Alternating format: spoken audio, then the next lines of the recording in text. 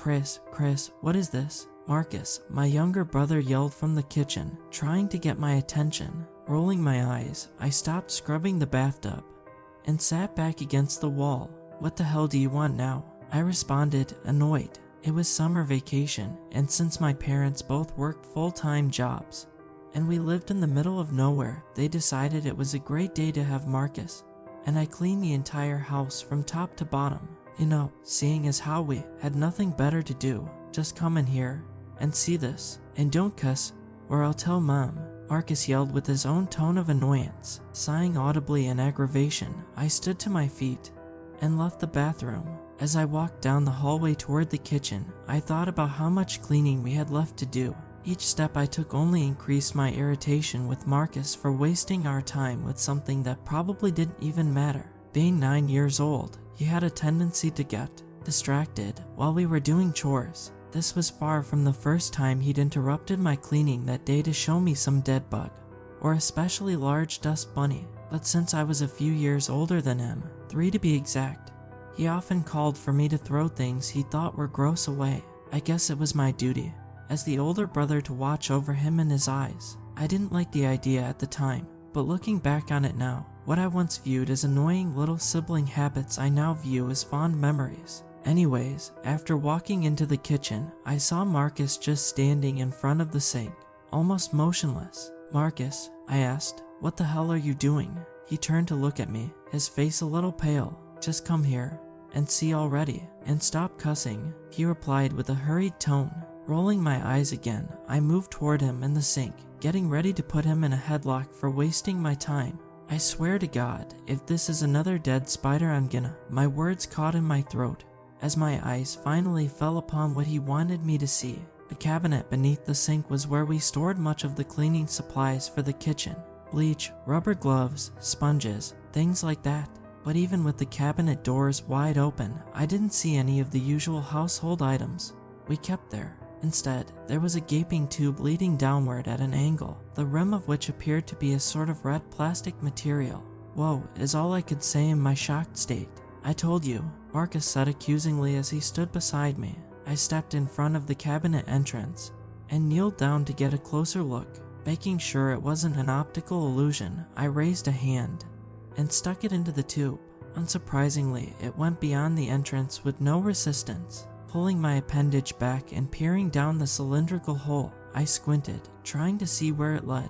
But it was no use. The red color of the tube was visible for maybe 15 or 20 feet before being swallowed entirely by darkness. Sitting back on my feet, I said, it looks like a— Marcus cut me off. A slide. It's a slide, he said, a little excitement in his voice. I nodded, bewildered, as I touched the smooth, slippery material of the cylinder's entrance. But what would a slide be doing here? I asked, confused. We don't have a basement, so where would it even go? I looked to my brother for an answer, but behind his excited exterior, it was clear that he was as puzzled as I was. Maybe it was supposed to be a surprise from Mom and Dad, he asked, doubt lining the edges of his question. I shook my head. No way. We would have noticed if they installed a friggin' slide under the kitchen sink. I guess you're right. Marcus' gaze sank to the floor, seemingly unsure of how to respond to my argument. Standing up, I walked toward my parents' room. My brother turned to face me and asked, where are you going? To grab Dad's flashlight, I responded, already opening the door to our parents' bedroom. Our father had an especially powerful flashlight, but it was so excessively bright that he kept it on a shelf in their closet, unaware that my brother and I knew of its location and had used it on multiple occasions when our parents were out. I figured if we wanted to see the bottom of the slide, Dad's flashlight should do the trick. After grabbing it, I walked back out to the kitchen where Marcus stood waiting for me. I waved the flashlight around proudly as he smirked back at me in excited curiosity. Okay, let's see how far this baby goes, I said as I kneeled down in front of the crimson slide, my own curiosity making me equally as excited as my brother. Careful not to point the powerful bulb of the handheld light at either mine or Marcus's face, I switched it on. Instantly, the dark chasm beneath the sink was brightly illuminated. For a second, I thought we were about to make some big discovery, but as I directed the beam down the center of the slide, I furrowed my brow in frustration. What the hell? I said in surprise as I gazed down into the abnormality. I still can't see the bottom. Puzzled, my brother stuck his head just a bit into the slide's now brightly lit entrance. A simple "wow" escaped his lips as he too stared down into the tube.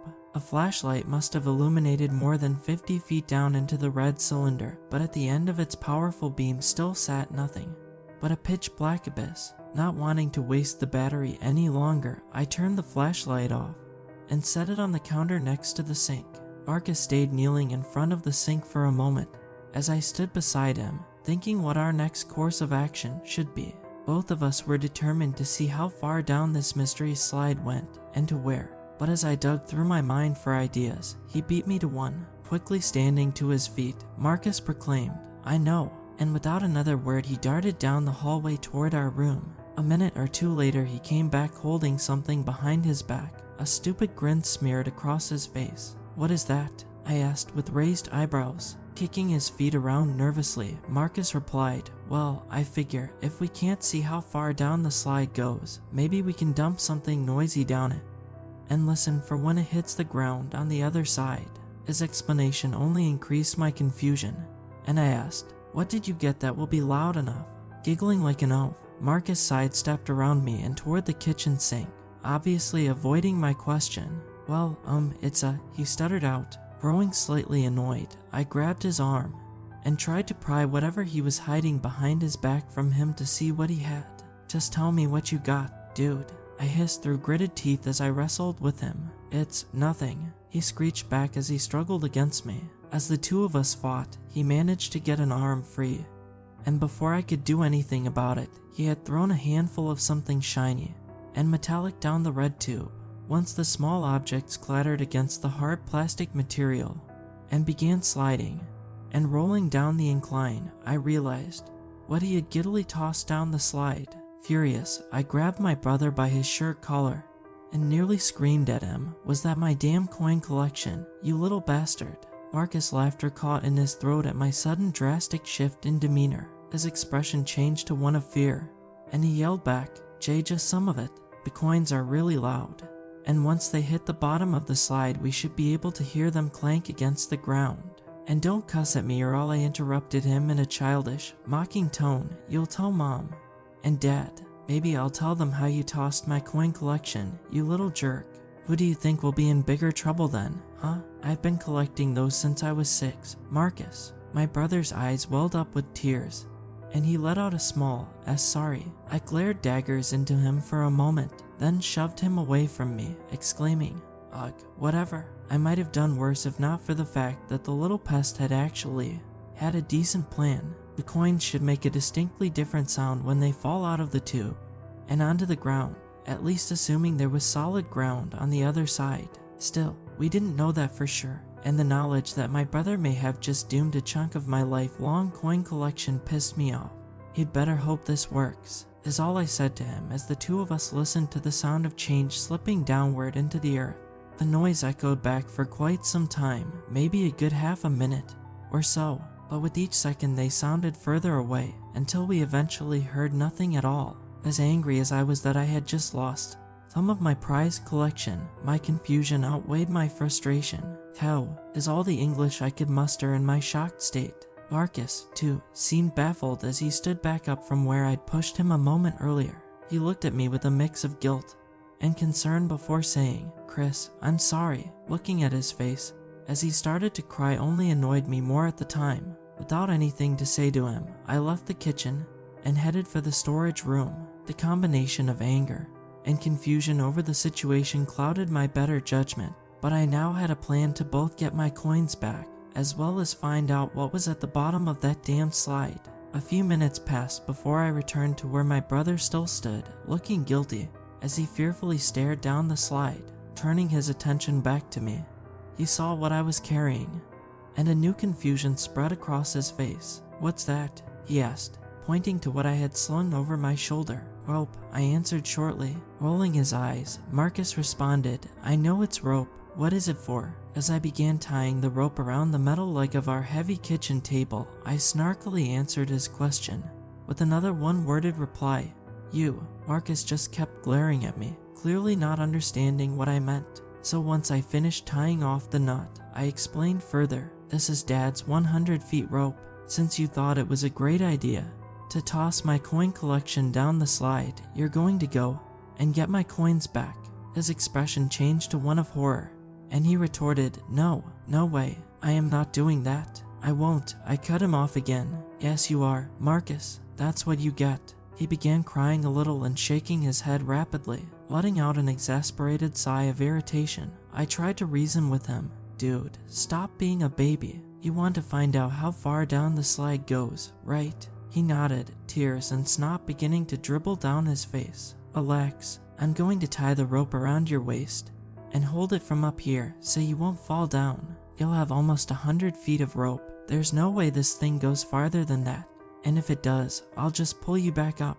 Marcus wiped various fluids from his face. "But I don't wanna. It's dark and it's freaking me out. Chris, please don't make me go in there," he begged. "You'll be fine. I promise no matter what happens, I'll hold onto the rope as tightly as possible. Besides, you owe me for losing my coin collection," I argued. I watched him quietly sob for a moment before sighing once more, grabbing his shoulders and bending down to his level. I tried to reassure him. "Come on, Marcus, just think of it like you're an explorer. You're going to go somewhere mysterious and bring back treasure." He angrily shoved me off him and yelled, "I'm not friggin' 5, Chris." Glaring at him, I yelled back, "Fine, you might not be 5, but you act like you are." It was obvious from the way his face contorted that my words stung him, but I kept going anyway. "You're such a wimp. You don't want to go down the slide because you're a little baby who has to have his hand held all the time. How do you expect people to respect you if you can't even go down a damn slide on your own?" I yelled. For a moment, Marcus looked like he was going to cry again, and an overwhelming amount of guilt came over me. I'd never talked to my brother that way before. Sure, we didn't always get along perfectly, but he was still my little brother and I loved him. Giving him crap once in a while was one thing, but I started to realize I'd taken things too far. I opened my mouth to apologize, but before I could, Marcus snatched the rope from my hand and began tying it around his waist. Watching him in surprise, I simply asked, "Marcus," but this time he cut me off. "Shut up, Chris. I'll do it, okay?" Shame shot up my neck, and I realized in that moment how badly I wanted to call the whole thing off. But with Marcus's newly found bravery, I felt like it would only be further insulting to him to do so now. "Here, let me tie it for you," I began, but my brother pulled away. "No, I've already got it, and you suck at tying knots anyway." I laughed and decided to let him have that one, seeing as how I treated him earlier. Once the rope was tied snugly around his waist, Marcus grabbed Dad's flashlight and knelt down before the entrance to the ominous slide, his back facing it. Feeling a little proud of him, I cheered him on. "All right, man, you've got this." He rolled his eyes and said, "Duh." With that, he began slowly making his way backwards down the slide. I watched his face as he grew further and further into the darkness. As I slowly fed him more and more of the rope, a cold dread began to crawl up my spine as the coil of rope beside me slowly decreased. But seeing Marcus shining the bright flashlight from where he was brought me at least some comfort. "How are you doing, Marcus?" I called down the long red tube after him. For a moment, there was no response, and anxiety began to spread like sweat across my back. But to my great relief, my brother soon replied, "I'm okay." His voice echoed back up the slide, sounding far away. Glancing over to check how much rope was left, and seeing that it wasn't much, I grew more nervous. My mind began swimming with awful scenarios. Marcus must have gone down at least 75, maybe 80 feet by now. I could barely even make out the pinprick of light from our dad's flashlight from how far down he'd climbed, and my paranoia was only getting worse with each second that passed. Finally, I couldn't take it anymore, and I called down to Marcus once more. "Hey, Marcus, I think you should come back up now. The rope is almost out." "What?" Marcus called back, sounding farther away than ever before. I said, "It's time to abort the mission. I'm pulling you up now." "No, wait," he yelled, practically from the other side of the planet. "I think I can almost see the bottom." By this point, the rope was completely taut, and my fear far outweighed my curiosity. It didn't help that I could only barely hear him from how far down he was. I no longer cared about what lay at the bottom of this abomination. I just wanted my brother safely back. It doesn't matter, just come back up. Now, Marcus, I yelled down at him, trying not to sound too panicked. He yelled something back, but it was inaudible. Not wanting to argue further with him, I gripped the rope and yelled at him once again to climb back up and forget about the whole thing. But just as the last words left my mouth, I heard a strange hissing sound from behind me. Then, without warning, I found myself nearly being pulled down into the slide face first as the rope began falling quickly into its depths. A short scream of abject terror blasted through the claustrophobic cylinder as Marcus began plummeting down into the darkness, well beyond what I could see. I scrambled to catch the rapidly shortening rope, but due to the horrible burning it inflicted upon my hands, I wasn't able to get a good grip on it until nearly its end. Through gritted teeth, I called out in pain for my brother, Marcus. I heard screaming and crying echoing back through the slide as my brother called for help.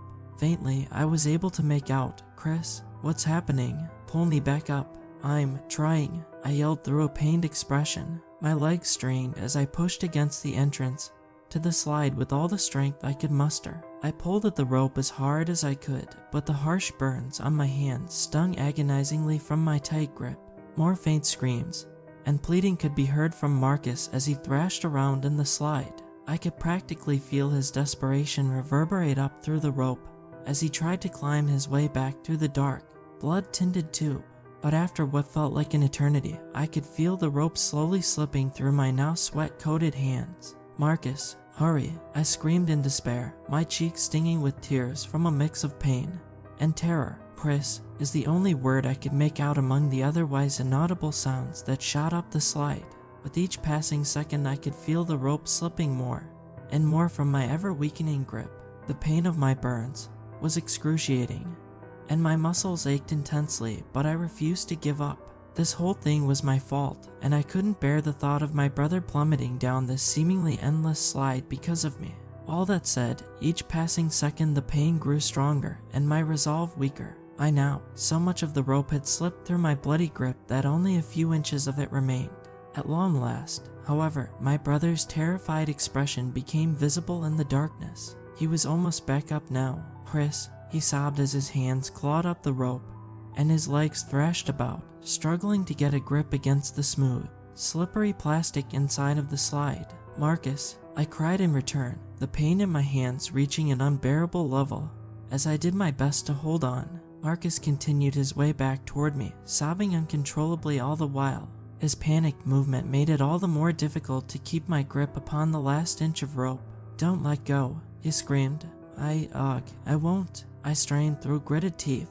He was almost back at the top, and I wasn't going to let him fall now. At least, that's what I kept telling myself, the statement repeating in my mind like a mantra over and over again. But just as he was nearing me, maybe just about 10 feet or so away, I suddenly began to feel an increase in weight on the rope. At first, I thought it was just because my body was getting weak, but when I gazed through blurred vision down at the extra rope that should have been hanging slightly behind Marcus, I could see that it was now taut. It was as if it was caught on something deeper in the slide, or being pulled by something. Panic rose in my chest as I pleaded with Marcus to hurry, but after another second, I felt a strong pull against the few inches of rope I had remaining. Although it didn't cause me to immediately lose my grip, it did cause Marcus to trip within the slide, and the shock that echoed up the few feet of rope left between us was just enough to cause the last bit of it to slip from out of my now blood-soaked grip. The most horrible, gut-wrenching scream shattered through the slide as I watched my brother's terror-stricken face fade into the blackness. A broken scream of my own gnawed its way out of my sobbing throat. "Marcus" was all I could manage as I listened to his awful screams as they slowly got farther and farther down into the bowels of the horrible red tube. I sat there in stunned silence until I could no longer hear any sound from the slide. Then, my senses coming back to me, I ran to grab the phone off the wall and called my father. I tried to explain in panicked, jumbled sobs what had happened, as my poor dad did his best to make out my words. He kept asking where Marcus was but didn't understand what I meant when I said he fell down the slide. I walked back into the kitchen still carrying the phone as I tried desperately to make my father understand the situation. But when I stepped back in front of the sink, my words caught in my throat and caused me to nearly choke on my tongue. The underside of the sink no longer housed the bright, painfully red playground equipment. Instead, what sat mockingly beneath the familiar repetitive dripping appliance was the equally familiar sight of a cabinet filled with nothing more than a variety of mundane cleaning supplies. I stood there, unable to process what I was looking at as my father yelled for an explanation on the other side of the phone. I couldn't bring myself to respond to him, and after a moment of silence on my end, he at last yelled in a panicked voice, "I'm coming home," and I heard the line go dead. When he arrived home about 20 minutes later, my dad found me standing in the very same spot I'd been when the call ended, just staring into the cabinet with wide eyes filled with terror and confusion. He grabbed my shoulders and demanded I tell him where my brother was. When I didn't reply, his angry demeanor crumpled into one of desperation, and he began begging me to tell him where Marcus was. My father wasn't the type of man to show much emotion beyond anger, but something in his concerned and scared tone caused my eyes to swell with tears. Although I cried, I still could not find the words to explain to him the circumstances that led to his being home early. I could not cohesively form an explanation for what had taken his youngest son, so instead, I raised my arm and simply pointed into the underside of the kitchen sink. This pale attempt at answering the question, "Where the hell is Marcus?" was not taken well by my father, and while I knew he didn't mean to, his anger and panic got the better of him. He slapped me hard across my snot-soaked face and stormed off to search through our home. I stayed glued to the spot before the sink as I listened to my father rip apart the house, calling for my brother. Moments later, he rushed past me to the back door, and I heard him calling for Marcus Moore in the backyard. I wanted to follow him, to tell him he wouldn't find Marcus out there, to tell him again that my brother had fallen into the slide, but the sting on my cheek convinced me it would be a bad idea. After Dad searched for a bit longer, he finally returned to the back door and rushed to the phone. He picked it off the ground from where I dropped it, ignoring me entirely, and called the police. When they arrived, they searched the premises more thoroughly for any sign of my brother, going through every nook and cranny of the house to no avail. My father did, however, notice that his flashlight and rope were missing, and that's when he came to me and once again begged for answers. When he began to get hysterical, a police officer pulled him away and said that they would talk to me. They sat me down at the dining room table and questioned me. Initially, I was of course hesitant.